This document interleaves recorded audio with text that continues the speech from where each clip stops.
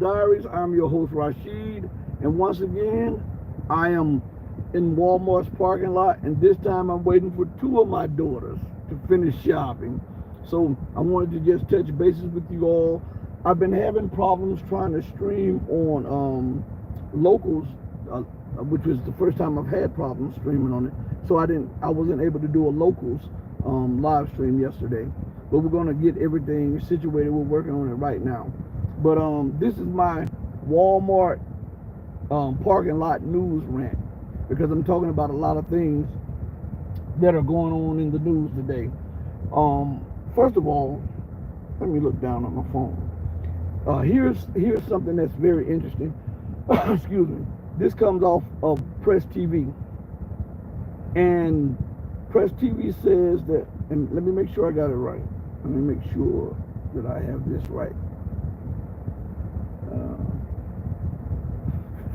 I don't want to feed you any bad news.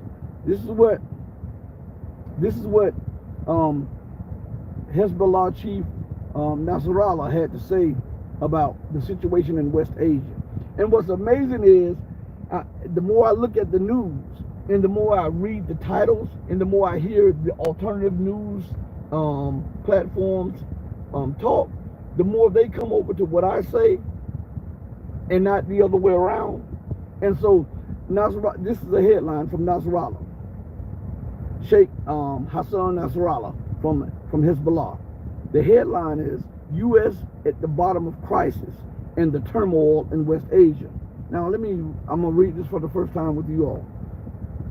The Secretary General of Lebanon's resistance movement, Hezbollah, has censored the U.S. interference and military presence in West Asia as the main cause of insecurity, crisis, and turmoil. Saeed Hassan Nasrallah made the remarks during a televised speech broadcast live from the Lebanese capital city of Beirut on Thursday evening as he addressed a ceremony held in commemoration of the late Muslim scholar Sheikh Afif al-Nabosi. Excuse me. Now, I have told you, I've talked to you all, and I've told you that America's presence, Britain's presence, the European nations' presence in all of these regions of the world, all of these geographical locations around the globe, right, lies at the root and the cause of the unstable world today. Now I'm trying to see something. Hold on one second. Something is going on. Hold on. I'm trying to, something is going on. I can't read my, okay, let's see if they're going to allow me to do this. Let's see. Okay, let's see if this will work, because they're messing with the screen. But I continue to tell you that what lies at the root of the unstable world today, what lies at the root of the instability and the war, is American and Western intransigent policies. This exceptionalism is embedded deep to the core now. It once was a passing thought. It once was a word spoken, but it is now become ingrained in the very hearts and minds of the leadership, and it even permeates down to the average person unknowingly. Because when they look at other nations and other regions around the world, some unknowingly recognize these areas as inferior. They recognize these areas as second and third and fourth tier nations, hence the term second world nation, third world nation, fourth world nation, as compared to America and her European or Western colleagues, which are considered to be first world, developed, civilized, right? Ruled by the rule of law, even though they are the cause of instability and the destabilization and the uprootment of law, order, and civility around the globe. Okay? So Nasrallah has it right when he says that America stands at the root of the turmoil and all of the crisis that is unfolding in West Asia. I have been telling you all, and I've been telling you all for the longest, that there will be a regional war in the MENA region, the Middle Eastern North African region. I've been saying it and saying it for years. When things popped off under Trump between China and the United States, everybody focused over there. When things popped off under Biden and Putin in Ukraine, everybody focused over there. I have not once altered my saying, yes, there will be war in Asia between the United States and China. Yes, eventually there will be war in Europe between the U.S. and Russia. But there must be events that take place to completely break the power structure of the Western world. Why do you think Russia is not so gung-ho on taking on America, even at this weakened state? Why do you think that China continues to allow America to push the norms with supplying weaponry to Taiwan? Why do you think that? Because they understand, just like you and I understand, well, most of us understand, that the American power structure, the Western power structure, is still not broken. It may be wounded, it may be damaged, but America is still a formidable opponent on the battlefield, right? So when this war takes place in the MENA region, which is the North African, with the Middle Eastern North African region, as you see right now, the deployment of weaponry, troops, radars, missiles, warships, warplanes, all to this region, and the doubling down of covert operations by the French, the British, the Germans, the Italians, the Greeks, the Canadians, the Australians, the Americans in this region to destabilize and to siphon off the resources. Why do you think that is taking place? First of all, let us get an understanding. Africa, specifically this region right now that is under duress, courtesy of NATO, is a major region where Europe gets a lot of its resources from. I was listening at something which shocked me. I was looking at a video a few days. Yeah, it was yesterday. I was looking at a video yesterday, and they were doing an estimate on how much of the uranium that France and Europe siphoned out of Niger, whichever way you want to pronounce it, okay? And they were saying that, and we know that the numbers are not the accurate numbers, but it's going to give you a measurement of what to look for. And they were saying that in dollar terms, that they believe that it was between 4 point some, well, close to $4.5 billion or $5 billion extracted. That was extracted in uranium, and close to only $1 billion went to benefit the people of Niger or Niger. That is crazy.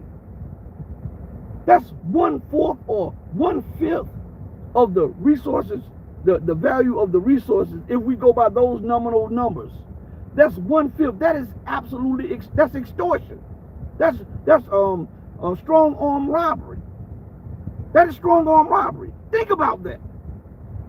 Now, if you have let's just put it at $5 billion of uranium mined out of Niger, and only $1 billion of it was allocated for Niger, but then Niger had to take the $1 billion that it received, or probably after hundreds of millions of dollars in kickbacks to other companies, we'll say $500 million actually hit the government coffers, okay?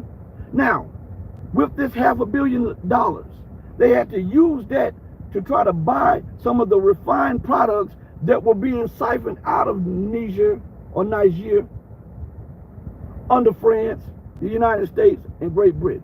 So they made no profit whatsoever off of their selling of gold, uranium, and other resources. They had to use what little money that they got, or what crumbs, because those are crumbs, off the table, to then buy the refined product from the very nations that were stealing the resources. I want you to think about that. If that is not parasitic, if that is not colonialist, if that is not racist or fascist, you tell me what is.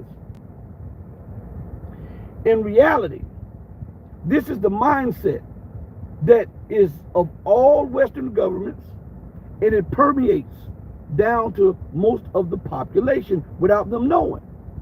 They're not so concerned about the exploitation of Africa, of Latin America, of West Asia, of Asia proper. But they're up in arms over Ukraine. They're up in arms over whether or not Belarus or Belarus deploys Wagner or Belarusian troops to the border of Belarus and Poland. Now, mind you, they didn't get out of pocket, as the Polish said that they sent covert operation teams into Russia proper to carry out hit-and-run tactics. They're up in arms that Belarus deployed troops on its side of the border with Poland to keep this from happening on Belarusian territory. But they're not up in arms that France, the US, the UK, and other European players are siphoning off resources, pennies on the dollar. Why? I want you to understand that there was a report that said Niger is either the second or the fourth poorest country in the world. Listen. I know this won't be 2-3 hour long video because I'm sitting in the parking lot, but this is some stuff I have to get off my chest. And I don't care if it gets one view. And as a matter of fact, as I told you all the other day after we did the live show, YouTube took 30-some subscribers. I told you it was going to happen. I told you. And they may take another 30 after this one. But I want you to think about this. With their small population, with that nation being not industrialized, with that nation relying solely on its exports of raw material and minerals and precious metals and stuff like uranium, the Western world siphons this off, then sells it back to them. First of all, they're already losing by paying them 20 cents on the dollar. This is because if they make $5 billion and they only receive $1 billion, that's 20%, right? So they're only paying them 20 cents on the dollar of the resources that they mine out, and this is a crude estimate. It could be, and we should look for it to be even more. They should be siphoning off even more. Now, they're giving them 20 cents. And out of that 20 cents that they're giving them, they're taking another 10 cents out of the 20 cents. So the government of Nigeria, for their budget, is only having 10 cents per dollar of the resources that are being siphoned out of there. And then with the 10 cents, they cannot fund educational programs, healthcare programs. They can't do any of that because they need those products refined back there. So they have to take that 10 cents plus a loan from the organizations run by the very thieves that are siphoning off the wealth to put with the 10 cents on the dollar so that they can then buy their very own minerals that are refined. That's parasitic. That is capitalism. That is the Western world. That is the Western way. And that's right in your eyes. Tell me what's right about that. Tell me what's right. Think about over here in America. People are pissed and still get mad that the government takes money out of their checks without their approval. Taxation, right? They get pissed when they work all of these hours and then you go to your check and the government has taken 10 to 20% of your check. Well, what about the U.S. government, the British government, the French government, and European governments taking 80, 90% of the check of the government of Niger. So there's up in arms. People are up in arms in America about the government taking money, but nobody's up in arms about the U.S., the U.K., the French, and European governments doing that to Niger. And that's not the only nation that they're doing it to. They're doing it to far more nations, right, in Africa. That's why Mali kicked the French out after they committed genocide. Now, again, we got to call it Asa and a spade. All of this is interconnected. I wish I was at home so I could be on my computer. Oh, and by the way, I got some new stuff for my for some of my computers so that we can start trying to have better programs and stuff like that. One of my packages arrived today, and so we're going to try to see how that works in the coming week or so. But anyway, Mali. Let's take, for instance, Mali. And while I'm doing that, let me pull up something too. I said Burkina Faso the other day when I said they may have been the first nation to kick the UN out. No, it was Mali. It was Mali. I knew it was one of those two nations.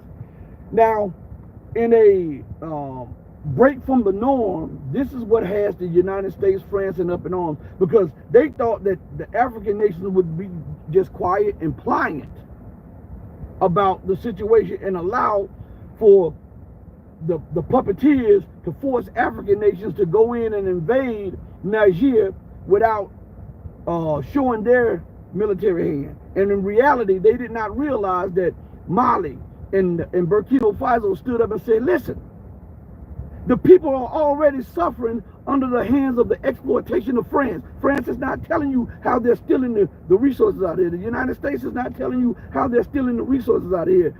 These other nations are not telling you how they're stealing the resources out of here. And then leaving the people in utter poverty and in the country in ruin. So if you attack this nation that is already under the gun by Western colonialism, then we would deem that as an attack on us.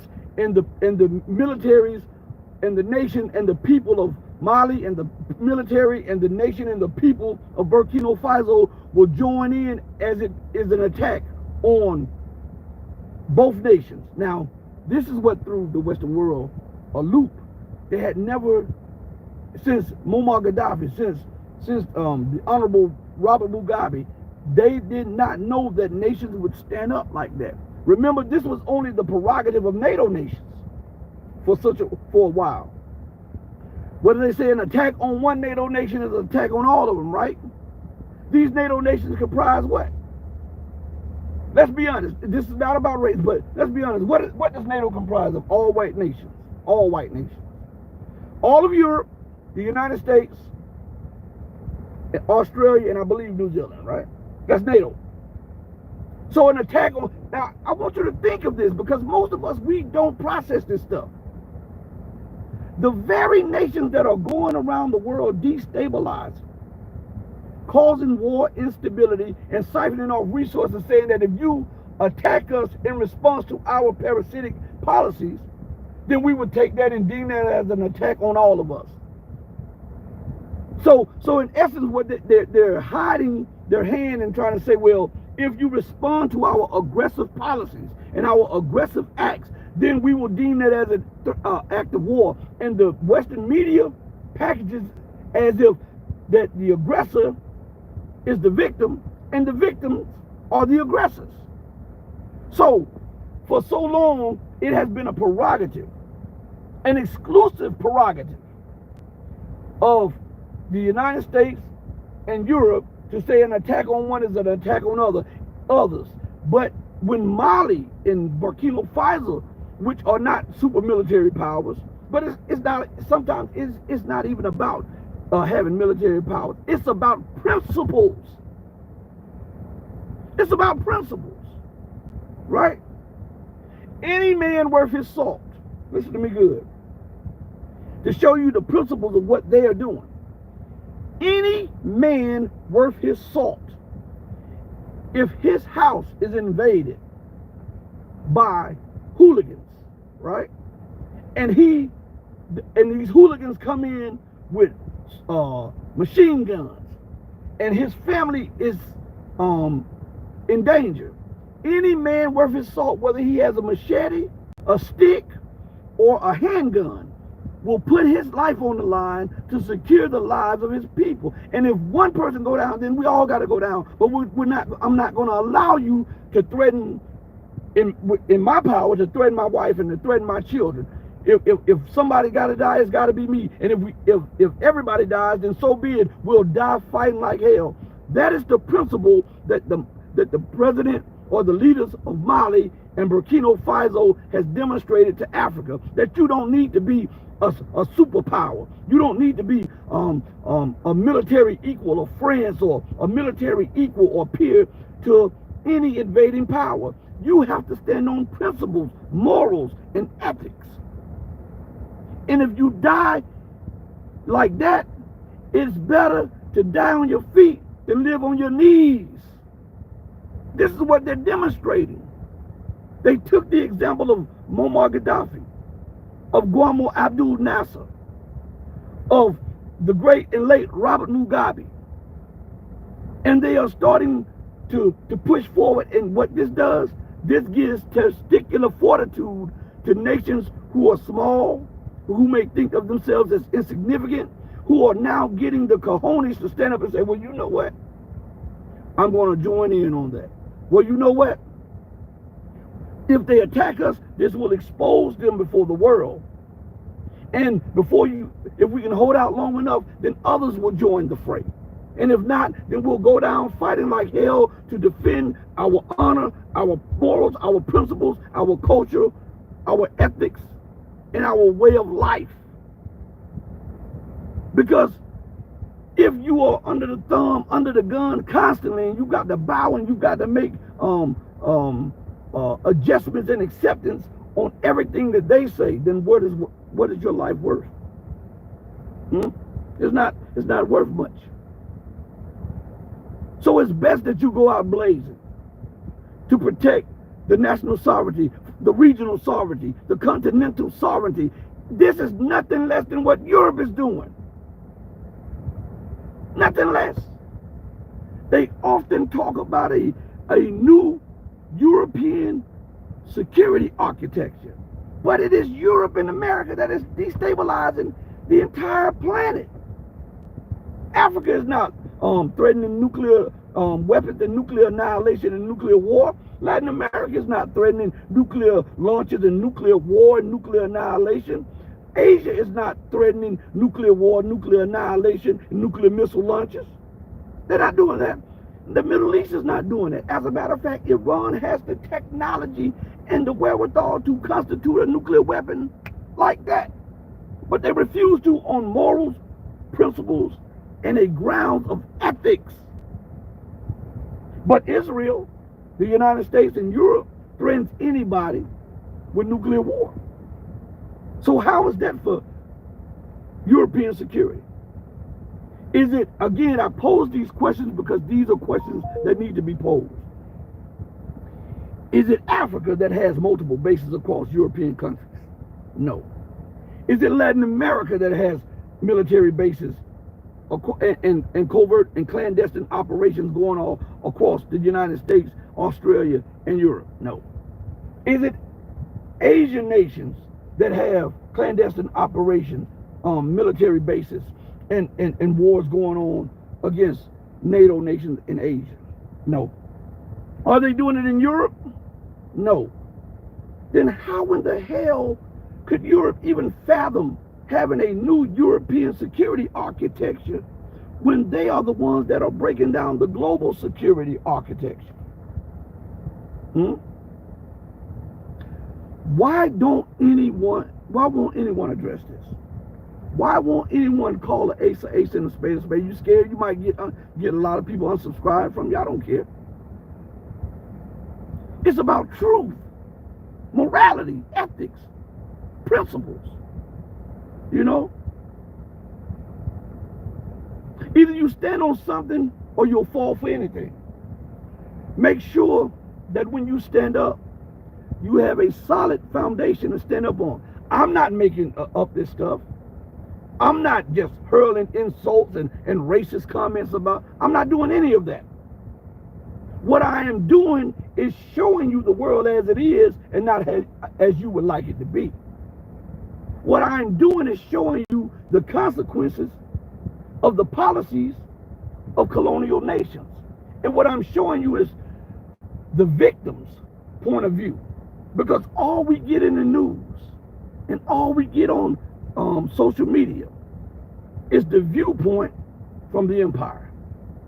All we get is the viewpoint from the minions of the empire. So with that viewpoint, it disconnects you from the reality of the situation, the reality of the suffering of the people which the empire continues to make war against, which the empire and her minions continue to occupy, operate clandestinely in. And it is unreal that you can have sorrow in your heart and scream to the loudest of your that your lungs could bellow out for Ukraine, and not a murmur, not a peep, not a whisper, not a whimper for what's going on in Niger, what's going on in Mali, what's going on in Burkina Faso, what's going on in Eritrea, what's going on in Somalia, what's going on all across and mind you, this is brought to you by the very nations that are screaming about territorial sovereignty and national integrity and the rule of law. All of this instability, all of this war, death, destruction is brought to you by the very people who are talking about keeping the international order, keeping a secure world, while they are making everybody outside of their security structure insecure. Think about that. Let me see something. Live chats. All messages are visible. Okay, I'm getting ready to see. I didn't see the chat. I'm sorry. Reef Omar. Oh, Reef, man, I haven't seen you in the building in a long time, man. Reef, I'm trying to pull it up. Let's see. Will it allow me to see it? I'm seeing a little bit. Let's see. I can't. I don't know what's going on here. Reef. Most of the leaders in the U.S. have sold their soul for fame and fortune, and now they will do. I'm sorry, everybody. I'm new. I'm trying to work this on the phone because I did this through YouTube and not through StreamYard this time. So I'm trying to. And the messages are disappearing quickly. So hold on 1 second. Let me see. Breathless 807 says most of the leaders in the U.S. have sold their soul for fame and fortune, and now they will do the. Man, come on! You got to be kidding me.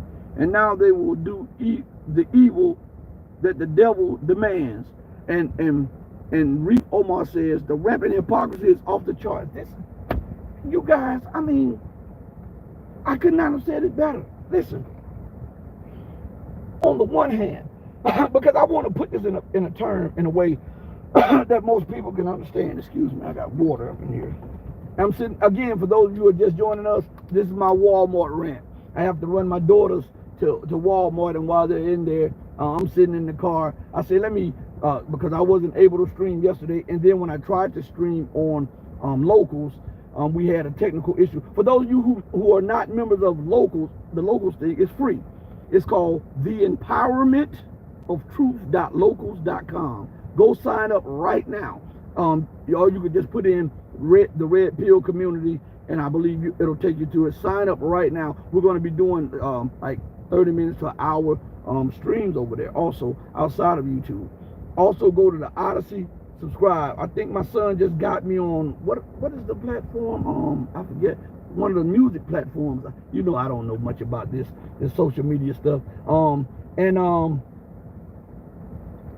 We're on Twitter. Sign up for Twitter, Twitch, Rumble, especially Rumble. Go do that. So also listen, I want you to think about this for a minute, okay? The very people who have illegal bases in Latin America, the very people who have illegal bases throughout the continent of Africa, the very people who have established illegal bases throughout West Asia and Asia proper, and while the people, I want you to understand, while the very people of those regions are screaming, hey, listen, we want to chart our own path. We are sovereign nations. We are sovereign people. We have different cultures. We have a different mindset. Why is it that the people who are talking about nations' security, independence, and being able to preserve their culture are not screaming to the top of their lungs for the preservation of the culture of those Latin American nations, or those African nations, or those West Asian nations, or those Asian proper nations? Why aren't they saying anything? Because remember, when empire comes, basis comes. When basis comes, a disregard for national sovereignty, governments, and the will of the people follows. Remember that. Clandestine operations. Look at that. You didn't even know that America had at least 2 to 3 drone bases in Nigeria. Why do you need those drone bases? You have a military base in Djibouti. You have illegal outposts in Somalia with drone bases, right? You have military bases, illegal I might add, against the will of the people and the will of the government of Yemen. You have military bases and outposts, drone bases, strike bases, air bases, radar stations, everywhere outside of your territory, and you scream about territorial integrity and your sovereignty. How is that even legit? How is that even possible? I'm just asking. How is that even possible? With so much going on, you're telling me that you disregard the livelihood of the population of 8/10 of the population of the planet Earth. Because remember, I want you to, let's put this in numbers. The population of America and Europe barely touches 1 billion people. There are 8.3 billion people on the planet, as they say, 8.3, 8.4 billion people.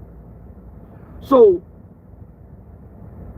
you're going to disregard 7.3, 7.4 billion people and their livelihood, their security, their national integrity, and their sovereignty, and their will. You're going to ignore all of that for the sake of just, for the sake of you being able to impose your will and your dictates on everybody else. How is that even possible? How would you even like that? I mean, how? Oh, okay. Okay. My daughters are back. I'm still going to talk to y'all. We still have a ways to go. So I'm going to talk to you all while I'm driving a little bit. I'm going to let them put this stuff in the car, and we're going to continue with this quick stream, okay? So you all, again, the disregard, while often talking about human rights, what is more of a human right than being able to live from under the shadows of oppression? What is more of a human right than for you to be able to determine your destiny, your future, and the future of your people? What is more of a human right than to be able to breathe freely without being under oppression and without being under the gun of a military base, or without threat of bombardment or occupation? What is more of a right than that? This is, let's see. MD Muhaddin, great message. Thank you. You're welcome. What is more of a right than that? Huh? Tell me that. So you mean to tell me that only Europe, those are only European rights? There's only American rights? Only Australian rights? How is that? How is that? How is that even right? When so many people are suffering at the hands of so few. And even, listen, we're looking at a system that is imploding. No doubt about it. We are. We're looking at a system that's imploding. And now, as I said before, they want to force feed you democracy, their version of democracy, their capitalist system. They want to force feed you this. Now, let us use common sense, as I often say this. If I have $1 million and I pull up in a poor neighborhood and I'm in a van, and people say, well, hey, that's the millionaire Rashid, right? And he's in an armored truck, and he's opened the armored truck and he's just tossing out $100 bills. Do you think that I would have to pull a gun out to force people to come and get those $100 bills, those stacks of $100 bills? Because they know that those stacks of $100 bills could benefit them financially, right? And put them on another level of living, right? You guys buckle up. You good? Okay. So these are my daughters are in the car. So guys, I'm still talking to you all. Now, if their form of democracy is the $100 bill, and their form of finance and governance is the $100 bill, then why the hell do they have to force feed it down your mouth through propaganda on the media, through the barrel of a gun, through warships, warplanes, destroyers? Listen to what I'm saying. These things are not made for peace. These things are made to break the peace. They didn't say they built a warship called the Builder Up. They made a warship called the Destroyer. You understand? They didn't make a flower helicopter. They made attack helicopters. They didn't make food ships. They made gun ships. They didn't make peace ships. They deploy war ships. You understand? So, if this is the case, in their form or their version of governance and democracy and economics and finance is so great, then why do they have to force it down the mouths of everybody around the globe through the barrel of a gun, through economic sanctions, through all of the madness and melee that they try to force feed everybody? Do you ever think about that? And even while it's imploding at home, with the explosion of homelessness, hunger, social discord, the threat of civil insurrection and revolution at home, they don't stop and say, well, you know what, maybe we've made a mistake. Maybe we can retweak this a little bit. Maybe we can make it more palatable. No, they're going to double down and triple down and quadruple down on failed policy, failed governance, failed finance. And then if you don't agree to it, if you don't accept it, if you don't bow to them, you become the aggressor. You become the tyrant, the dictator, the brutal leader. You become that. You become the propagandist, the terrorist, the insurgent. Look what I'm saying to you. America goes and invades Afghanistan. The Afghani people become insurgents. America goes and invades Iraq. The people who are fighting to free their country of a foreign presence become insurgents. Oh, we lost you, but I'm sorry. I'm sorry if you lost me. That's not my, I'm sorry. I'm really sorry. This is YouTube doing this because I'm not using StreamYard right now. And I have good connection. So this is not StreamYard. This is YouTube doing this, okay? Think about it. They go to Afghanistan illegally under trumped up charges. Everybody know about the false flag operation and what was written days and weeks and months and years ahead of time that they needed a major event for a catalyst for America could spread her wings and try to dominate the globe and prevent any rising power or combination of rising power that could come up to challenge her rule. Right? He must have hit a dead zone. I think I'm talking. Am I here? Hey, if you can hear me, say something in the chat. Say something in the chat because I shouldn't be in the dead zone. If you can hear me, please say something in the chat real quick. Okay, good. Because I shouldn't have been in the dead zone. It has to be YouTube. I see all of the towers right here. So it shouldn't have been the dead zone. It's YouTube. It's not me in the dead zone. I'm not even out in the country. Well, I'm in the county, but I'm not in the country area where I have the dead zone drops by my house and stuff like that. So, anyway, they go in Iraq. The people who are fighting illegal occupation, insurgents. They go in Syria illegally. Shout out to Canada. They go in Syria illegally, steal the wheat, steal the crops, steal the corn, occupy the fertile land, steal the oil, steal the gas, in the Syrian Arab Republic, and the armed forces of the Syrian Arab Republic are no longer the armed forces of the Syrian Arab Republic. They are Assad forces. Insurgents. Assad forces now. I want you see, man, these people are crazy. People are something else. These people are something else. They use words to delegitimize and to minimize also what they're doing. That's what they do. They are in Peru. They're in Colombia. The UK is still occupying the Malvinas Islands. They say this is their territory. Man, only in the West. Only in the West. Think about that. The Malvinas Islands is in Latin America. Thousands of miles away from England. Thousands of miles away from the British mainland. And they say that that's UK territory. The Dutch still have Caribbean islands.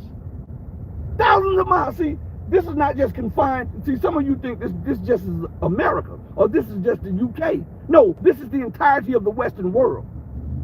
You know, St. Martin and all of these other islands. These are still colonialized. They are colonies of their former colonial masters. The British still has the British Commonwealth. The French still have the French Commonwealth. You know, if you go into the Indian Ocean, the UK, France, and other colonial powers still have islands there, right? And they say this is their territory. They call it French overseas territories. Not connected to France now, nowhere near France. British overseas territories. US overseas territories. Dutch overseas territories, right? This is to minimize the look of colonialism. Then when you go and ask them, well, how did France, how did the Dutch, how did Germany, how did the US, the UK acquire these so-called overseas territories? Well, and they'll make colonialism look very beautiful. They'll minimize the deaths and the discord that they have caused to justify their presence. Do you know that the UK expelled a whole people from their island, their home island? Did you know that? To turn it into a military base? Do you know that the United States has done that also? Even against a UN mandated vote that said that the British must leave the island and return the people to the island. Even that the United States must return the people to the island that they kicked off the island. Do you know nobody talks about territorial integrity? Nobody talks about national sovereignty and the will and the right of those people. It's only Ukraine. Because Ukraine is being used as a battering ram against Russia, to weaken Russia. But because those people have a black skin or a brown tinge or a yellow tinge or reddish tinge on them, they get ignored. They get ignored. And this is something that white people should take note of here. Why? Because to show you that the government of the Western nations don't care about white people. How the hell can you say you care about white people and you are causing the extermination of an entire people in Europe? Because this war in Ukraine is causing untold dead. All because of imperial hubris. All because you've got to dominate. So you don't care about black. You don't care about white. You don't care about brown, red, or yellow. You just care about money, power, and dominating everything, every sphere of life. And this is crazy here. I told you this was my Walmart parking lot rant. We're not in Walmart. We're not at the parking lot. We're riding on the road, but this is still my rant. Listen to this. The United States, the UK, the EU invest in all types of satellites, listening devices, radars, telescopes, and everything in a search for life outside of this world. Now, if there's life outside of this world, and there is, they would be fools to allow you to pick up on them when they see how you treat each other on this planet. So you have this much compassion for something that you don't know exists out there, but you have little to no compassion to the people that reside on the very planet that you live on, that you have built up enough nuclear weapons to destroy it not once, not twice, not 3 times, but 30 times over. These people are lunatics. And they don't sit down and they don't address these issues. They don't think over this because they don't care about this. All they care about is exercising unbridled, unchallenged authority and acquiring as much what they call wealth as possible. Not spiritual enrichment, not ethical or moral enrichment. They want what can be measured in euros, what can be measured in dollars, what can be measured in pounds. That's the wealth that they're looking for, even as the system is melting down. And if you say that I'm worth £1 billion or I'm worth 10 billion euros, but when the system finally collapses and melts down, guess what you'll be worth? You'll be worth less, because that's what the currencies are going. They're becoming worth less. So if you got all of your prestige and all of your thoughts bundled up in this perception of wealth is, when that perception finally bites the dust, you become worthless. And this is a shame, because they don't put that much emphasis, that much thought on life. You can't get nobody's life back when you lose it. You can get $1 back. Man, I'm telling you, see, I'm built different. I'm a different kind of guy. I'm built very different. And I think some of you are built like that too. Otherwise, you wouldn't be listening to me. Otherwise, it wouldn't resonate with you. You know, otherwise it would not. Get a bag of ice too. All right? Yeah. I don't. I take that. Hold on. So guys, I'm talking to my daughters right now. I'm parking right now. You guys go. I'll be right here. Take your time. Plates some more. So I'm saying, I'm sorry everybody, but this is real life. I deal with my family. This is real life, and I wanted to stay on the line and talk with you all. This is real life. So I don't beg you guys for super chats. I don't beg you guys for super thanks. I don't beg you guys for any of that stuff.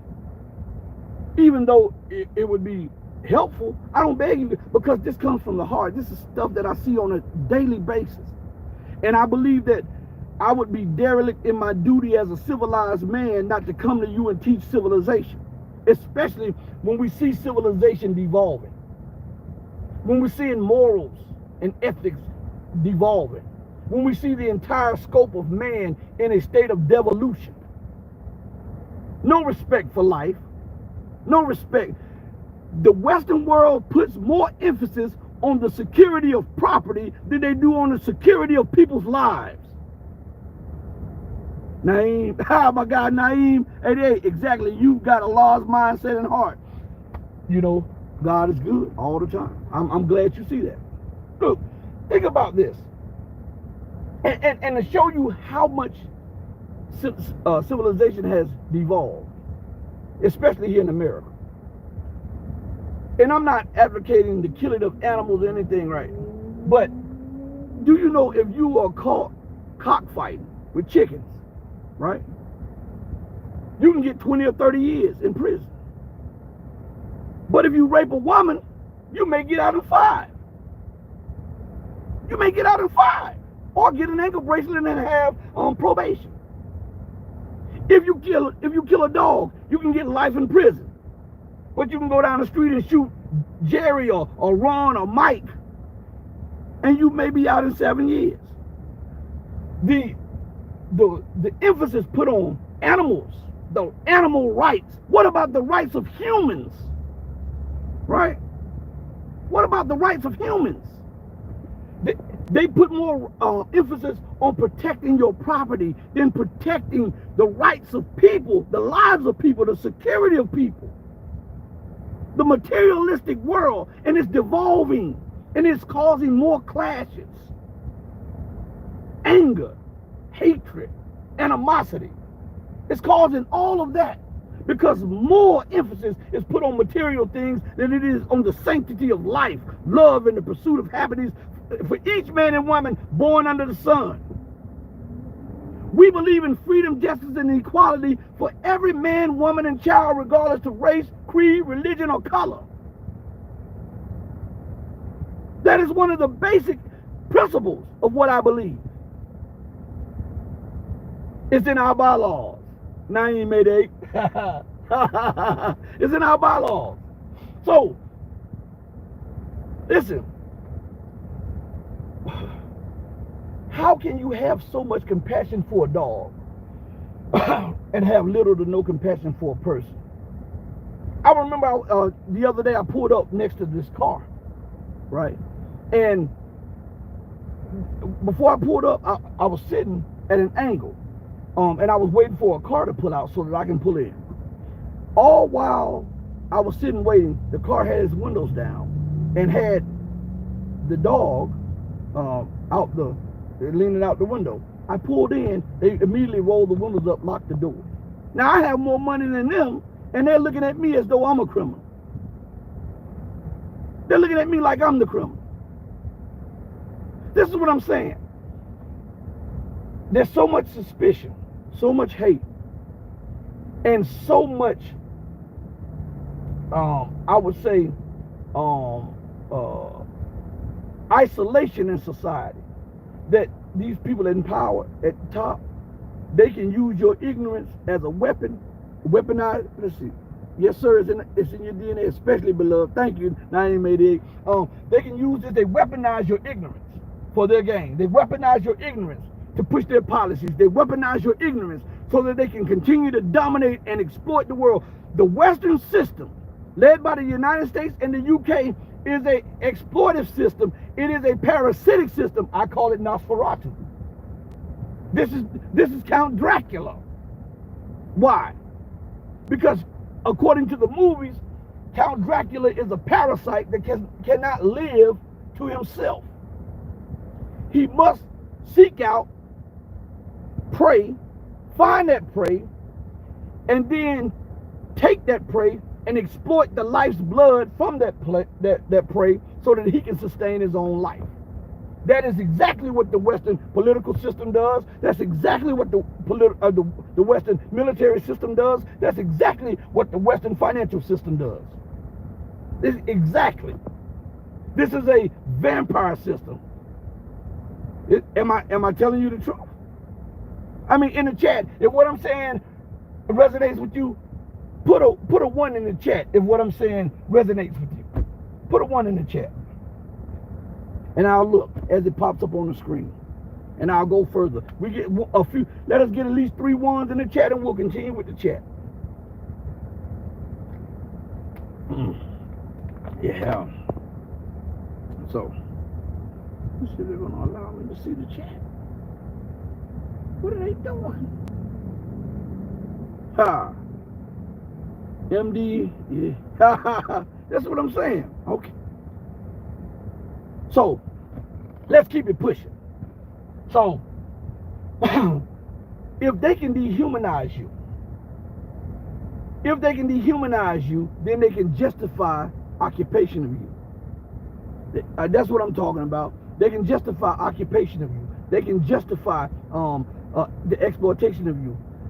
Now, we know that 9/11 was a push. As a matter of fact, it's written in the papers. I'm not even hypothesizing. It is in the writings of the Project for the New American Century. They needed an enemy. They often felt that if they can demonize Islam, this is the truth. Go read the papers. If they can vilify Muslims, demonize Islam, then they can justify going into the Middle East and North Africa, balkanizing those nations, and leaving the occupied Palestine under Israel as the strongest state there, right? So this is why in the news, if something breaks off, guess what happens? If one person yells, Allahu Akbar, and even if they're not associated with Islam, they become Islamic terrorists, Islamic extremists, right? And they talk as if that's a bad thing to be a Muslim or to follow Islam. Follow what I'm saying, okay? For the Christian and the Muslim, follow what I'm saying. This will all make sense to you in just a minute, okay? So this talk, this mantra has been beaten over and over again in the news and by leaders and by newscasters. Oh, it was an extreme Muslim or Islamist or this and this, right? All the while they hide the hand that America formed ISIS, al-Nusra, Al-Qaeda. What weapons are they fighting with? They're fighting with U.S. and Western-made weapons. How did they get those weapons? They were supplied to them by the U.S., the U.K., Germany, France, and all of NATO. How do they continue? Think about this. America can spot a penny on the ground from space. And you telling me you don't know where all of these outfits are of these so-called terror units? How is it that when it suits you, you find out the leader, his second in command, his third in command, their family ties, what job they had when they first got out of high school? You know all of that immediately when it suits you. Listen, they use these things to turn people against the people. Understand? When Jerry goes into the grocery store and starts shooting up everybody, or when Michael goes into the church and shoots up, they don't say that he was a Christian fundamentalist. Do it? Do they? When Reagan goes over to the daycare center and rapes the little boys and the little girls and then kills the teacher, that's not Christian fundamentalism. That's just a crime. But if his name was Uthman or Ali or Hassan, it becomes Islamic extremists, Islamic fundamentalism, terrorism. Do you see the play on words here? Do you see the play on words? And this is from the top to the bottom in society, right? And when we look at it, they'll say them old Muslims are terrorists. And then you say, well, okay, what Islamic country is occupying the United States or Europe? What African state? What Asian state? What Latin American state is occupying Europe, Australia, or the United States? And you come back blank. And then when we pose that question and we turn it around and pose it back, then you say, well, almost all of Europe, well, almost in the United States and Australia is all over Africa, Latin America, and Asia. Well, if we're going to use a line of logic for one, then that logic must apply on the other side. So if that is the case, then isn't the West the terrorists? Aren't they the terrorists? Aren't they the fundamentalists? Aren't they the extremists? Because they're in Africa, Asia, West Asia, Latin America, and now they're piecing apart Ukraine over imperial hubris. Huh? I'm asking. Why don't we present facts as they are and not how we have them perceived? Why must it be this Walt Disney World where everybody ignore what everybody knows is true? So look at this. Let's use this little line of reasoning as we talk about a little bit more news. The crook, the exploiter, I call him the crook in chief, the exploiter in chief, Mr. Joseph Biden, right? Proclaimed him to be, he professed himself to be a staunch Catholic. Is that not right? Can I get one thumbs up if what I'm saying is right? Right here before I go further. Because I want to give you a line of thinking for a second. Okay? Let me get one thumbs up. I like the chat to be engaged with me, and I can't see the chat unless somebody, that's why from time to time I'm saying thumbs up. Give me a thumbs up. All right? In the chat. Excuse me. Okay, right. Okay. So now, he's openly professed himself to be a staunch Catholic. What is he doing trying to assassinate the Venezuelan president? Is that not an act of war and an act of terrorism? What is he doing stealing wheat out of Syria and bombing Syrian territory and bombing Syrian military positions? Is that not an act of war and an act of terrorism? A crime against humanity? Right? And war crimes, right? What is he doing in Ukraine, balkanizing Ukraine to try to weaken Russia? Are those not crimes against humanity, war crimes, and acts of terrorism? What is he doing over in supplying weapons to the Chinese province of Chinese Taipei, better known as Taiwan? Is that not a provocation and an act of war against China proper? Right? Okay, if that is the case, and he's proclaimed himself to be a staunch Catholic, using the metrics that is used in the Western press, isn't he a Christian terrorist? I'm asking. Isn't he a Christian fundamentalist? I'm asking. Because we've got to deal with this stuff. And once we deal with it, we can move past it. Is he not? Is he not a Catholic Christian fundamentalist terrorist? Right? Because he's using the U.S. war machine to advance terror, crimes against humanity, and war crimes. Right? Is that not right? Well, why don't we hear that in the news? We don't hear it because there's an agenda that is being pushed forward that anything associated with Islam or Muslims is terrorist. There's an agenda there. There's an agenda there. And if I can demonize Islam, and if I can demonize Muslims, I can dehumanize Islam, delegitimize Islam. I can delegitimize Muslims. I can dehumanize Muslims. And then my community in the West don't care if we bomb, occupy, rape, steal, maim, or exploit that region of the world for our imperial way of life.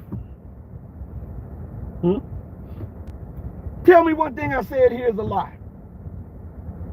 Tell me one thing that I have said to you which is a lie. I'm only speaking the truth. Sometimes the truth is not palatable to some. They get mad, they get angry, and I'll say get over it. All right? And some people, they get pissed off. But I often tell you that get pissed off over the truth. It's better to get pissed off than to get pissed on. Okay? That's real. And we have to move past that. We have to address. See, the only way to move past this, you have to address the issues. You have to address them. And nobody in alternative media is addressing this stuff like this. Because they have a vested financial and political interest in not addressing these interests. Because that's the only way you can look at it. For them not to address it, they have to have some type of vested interest in overlooking this stuff. Right? And they do it in passing by. But then they'll address stuff, some important stuff, but not as important as the core issues that need to be addressed so that we can move on and isolate the disease and kill it off so that we can preserve the life of the entire body. Is that not how scientists work? How scientists do their work? Is that not how doctors do their work? When they find a disease, they isolate, they find out how that disease works. They try to isolate it, starve it of the nutrition that it needs so that it does not metastasize. And once they starve it of the nutrition that it needs, right, they can then go to work on weakening it and then removing it to preserve the life of the body of the host. This is what we're trying to do. We're trying to preserve the life of the world, because not this world, because this world is wicked as hell, but a world of ethics and morality and principles. That's what we're trying to preserve. Because the world that we've known, we will soon know no more. There's no stopping this world from collapsing. Even right now, in the midst of insolvency, in the midst of domestic collapse, America and the West still have not shown any remorse for the policies that they instituted and that they're trying to institute. They're still trying to. Now, Russia is winning the war in Ukraine, and they're trying to make Russia capitulate to their demand. China is allowing America and the West economy to live on life support, and they are still stoking and provoking the flames of war and tensions with China. Africa is trying to break the colonial yoke off his back and say, listen, when we get the yoke off our back, we can invest in our own communities, we can invest in our own industry, and then we can provide jobs through trade for you. That's not good enough for America, the UK, and the rest of the world. Right? They got to dominate. And at the cost of being arrogant like that, what are they doing? They're causing a total collapse and implosion of the Western world. They're doubling down on failed policy, tripling down on failed policy, quadrupling down on failed policies. Right? Everybody hit the like button too. All right? Hit the like button. Now let me see something real quick. Let's see. I'm trying to. Hey, I'm live. So my daughter's talking to me, and I'm trying to talk to you all. But again, let me see. Let me go here real quick. Let's see if they'll put this on the screen. Okay. All right. MD says that you correct 100%. Well, you know. It's a lot that's on my chest that I need to get off. I'm going to do, if I get a chance to, if I make it back home before it gets late, I'm going to do a channel member stream. I'm going to try to do a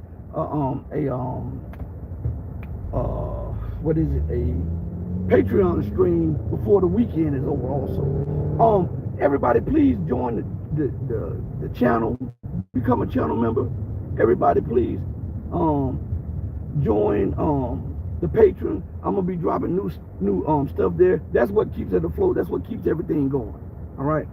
I mean, you know, I give my time freely, give my energy, I give my sources. I try to get you. Look at what I said about Africa. Naeem 88, you're in the chat. So tell me if I'm lying to you. The stuff that is breaking out in Mali and Burkina Faso and Niger. If you recall, I did a 4 or 5 part series on Africa and the colonization of Africa and stuff that is going on for channel members. Didn't I call it? Didn't I call what's going on right now? Called all that what's going on right now. If what I'm saying is true, Naeem, if you're still in the chat, put 2 thumbs up like this in the chat for it. Okay. A lot of the stuff that you see going on with China and Russia, I called it on Patreon. Called it in the chat. See? That's Nightfly. Let's see if Naeem's still. I'm talking to Naeem specifically. Yeah, because I know he's a channel member too, and I'm hoping he's still in the chat. I know I'm losing connection and all of that stuff like that, but oh, he said yes, sir, 100. This is what I'm saying. So now, mind you, the 4 or 5 part series I did a month and a half ago when I finally got access to my channel membership.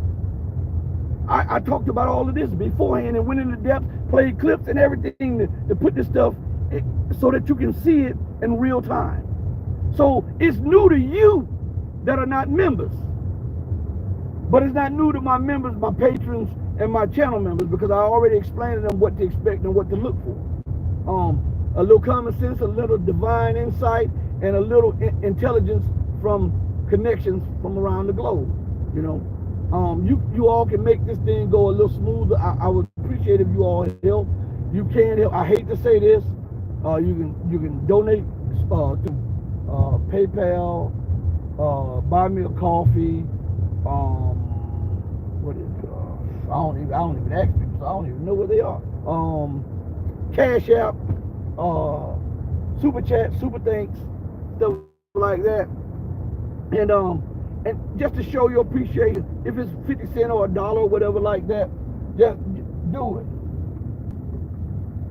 Look at Jeff on his motorcycle. Hey Mom, if you're watching, I'm looking at Jeff. Oh, Jeffrey was on his motorcycle. But anyway, Jeff is a family friend, almost like family, you know.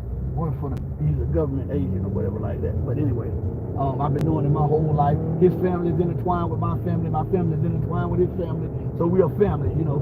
But anyway, again,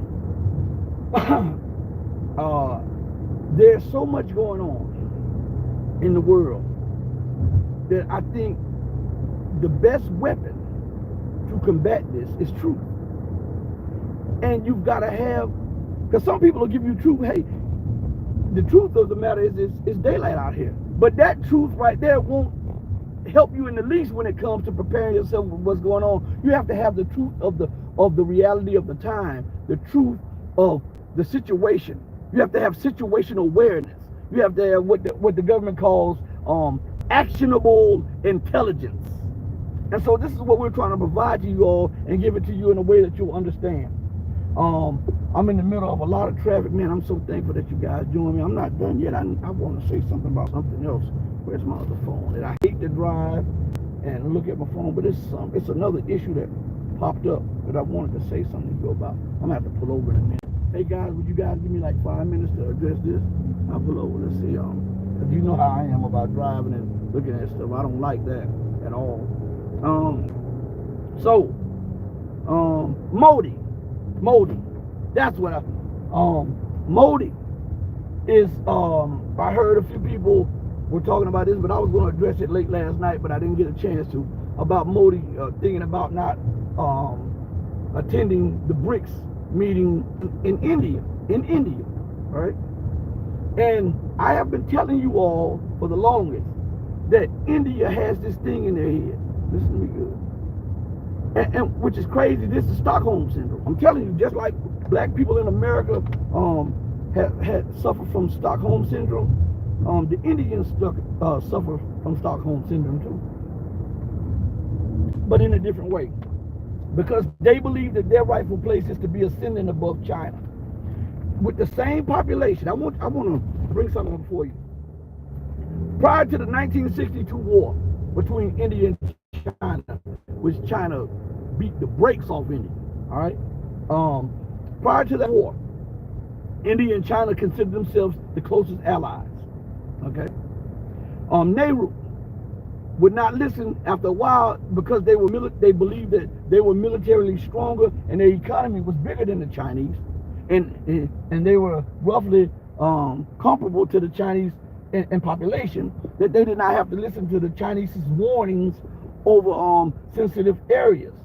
And so they kept pushing it, and the Chinese gave them multiple warnings, but they did not want to adhere to these warnings. This goes to today, so I'm giving you a history lesson to go all the way up to today, okay? And so the Chinese delivered an ultimatum to them. Hey, listen, we're supposed to be friends. You should listen to our sensitivities. Don't do this over here or you're going to force our hand. But you know that the Indians, they want to be accepted by the Western world. I'm talking about the elite. Remember when Britain pulled out, Britain still left a vestige of people who still believe that they would be accepted by the Western world, right? So, listen. So they went on and did what they did and provoked China into acting. The Chinese acted, and they acted resolutely. And they could have pushed on to New Delhi. But after beating the Indians and beating them resoundingly, they pulled back even out of the disputed territory, which they claim is their own, which they could have kept. They pulled out to start talking to India. India has never gotten over that defeat and that embarrassment. And so they always look at the Chinese with suspicion. And this is why they wanted to infiltrate not the BRICS, but the Shanghai Cooperation Organization. They want to water down China's influence in all of these organizations. It's not so much that they're gung-ho wanting to be a part of it.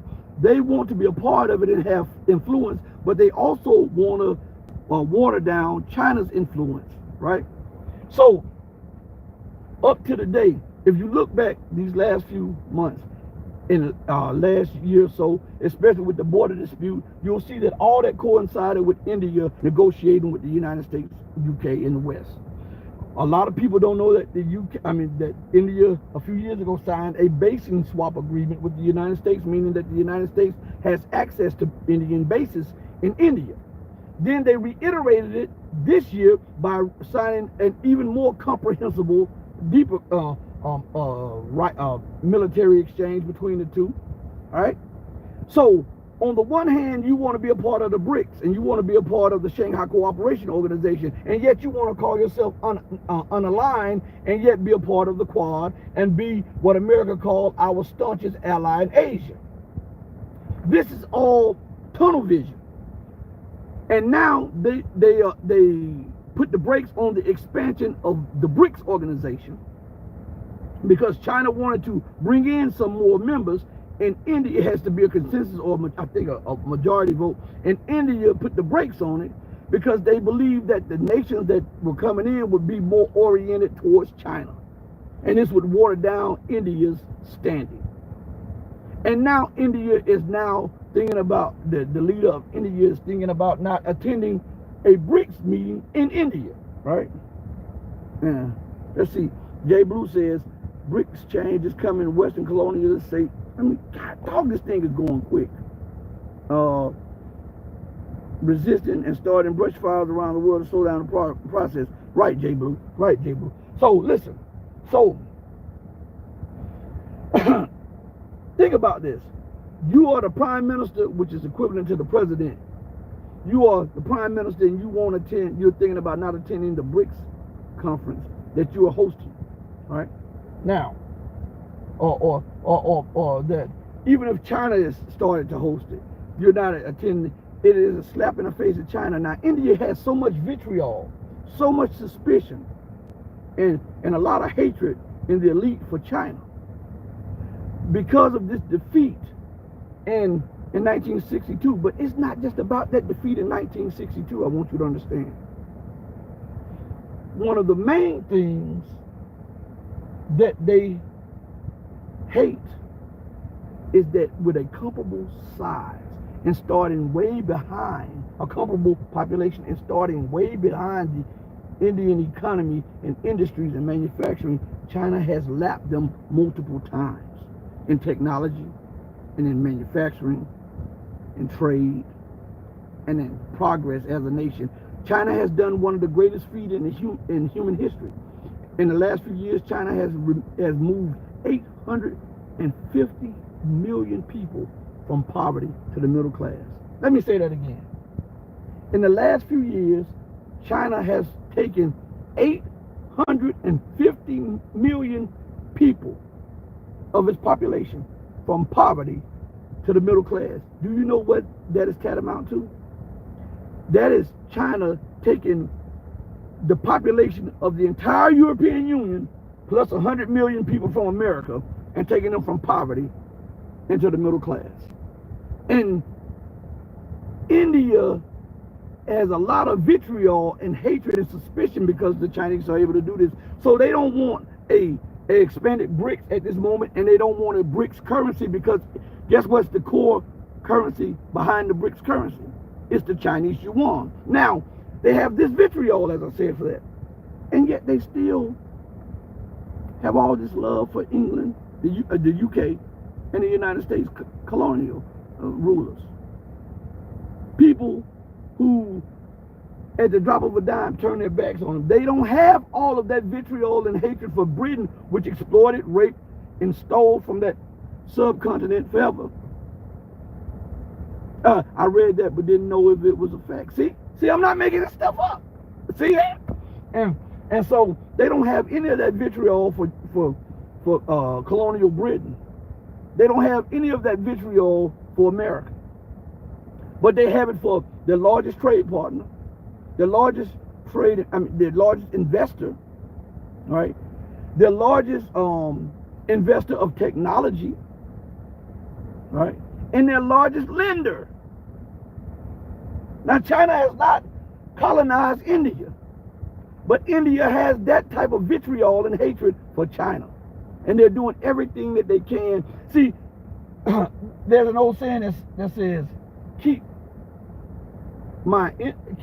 keep your friends, keep your enemies close, but keep your friends close, but your enemies close, or vice versa. And China is one of the BRICS members. So what India is doing is infiltrating the organizations from the inside to try to weaken China's position. But they don't know that that's at their own economic expense. But sometimes when you're suffering from being abused by a spouse or something, you can't see what the outside world can see. You can't see what the world can see, because remember, there's still levels of power in India that are run by the British MI5, MI6.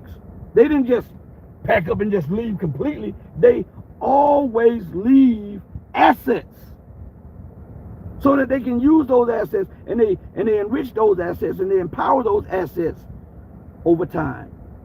5 years, 10 years, 80 years, 100 years.